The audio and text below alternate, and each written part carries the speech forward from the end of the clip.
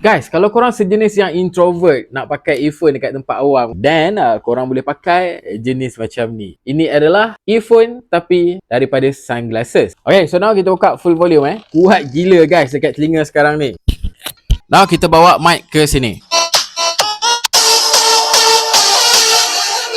So guys, kuat gila bunyi dia walaupun dia duduk di atas telinga kita. Kita just pakai glasses macam ni, nak buat dengar lagu boleh, nak buat call pun boleh, tak ada masalah. Kalau korang boleh tengok dekat sini, korang takkan nampak yang dia adalah sebuah earphone. Tak ada button langsung. Kalau korang nak sunglasses pun ada, glasses putih macam ni pun ada yang korang boleh kar cermin dia. So untuk glasses ni, touch sensor dia ada dekat sini. Dan port charging pula ada dekat dalam.